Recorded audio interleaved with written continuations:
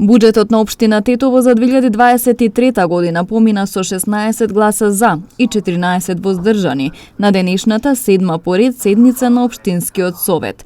Во вредност од речиси 30 милиони евра ќе биде наменет за повеќе проекти.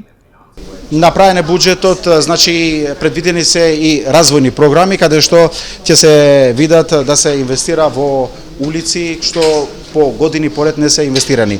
Ја ќе ги потенцирам, значи булеварот Благоја Тоска од казермата на градот до патот, регионалниот пат со 450 метра, значи дистанцата, кој ќе кошта 90 милиони денари. Булеварот ВС-Бато од Пуштанска со 650 метра, значи што ќе кошта некаде 67 милиони денари.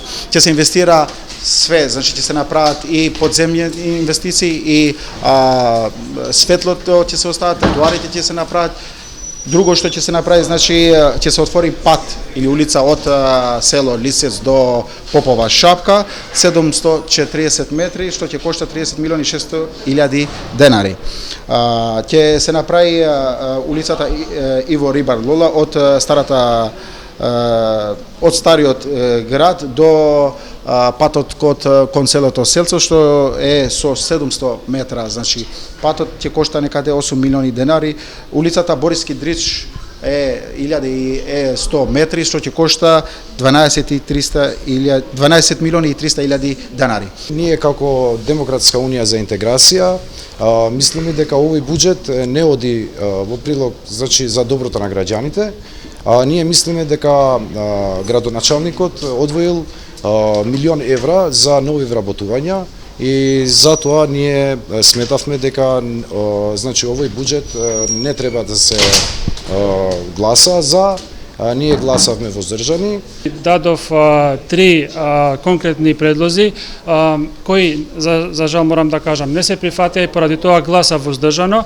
Моите конкретни предлози беа да во делот каде река Пена поминува низ град, значи да се стават метални прешници за кога ќе поминуваат граѓаните да нема опасност тие опасност по нивниот живот. Вториот мој предлог беше да има прешници во црните точки во патиштата во патот кој што води од Селце до Веца и во патот од Шипковица до село Бродец, како и третото беше да се предвидат финансиски средства за канализација во село Джепчиште. Ние како советничка група дадовме поддршка на буџетот. Во тој буџет има проекти кои се дел од нашата програма, на нашата политичка партија. Ќе прочитам дел од нив.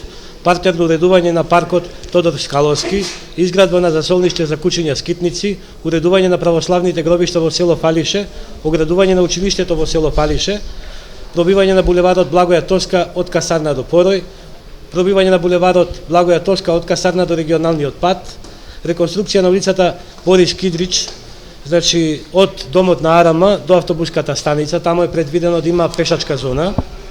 Потоа изградба на булеварот Благоја Тоска од стариот градски стадион, реконструкција на улицата Браќа Симовски, реконструкција на улицата Гоце Делчев од спој со Иво Лола Рибар до црквата Свети Никола, реконструкција на улицата Гоце Делчев од соборен храм Свети Кирил и Методи до црквата Свети Никола, изградба на атмосферска канализација на улицата Прохор Пчински, реконструкција на улицата Поточка и улицата Прохор Пчински. Ова година овој буџет е буџет на непродуктивни трансфери со ситни инвестирања и ние генерално како советничка група на СДСМ не очекувавме дека нешто спектакуларно ќе се случи во поглед на буџетот на општина Тетово.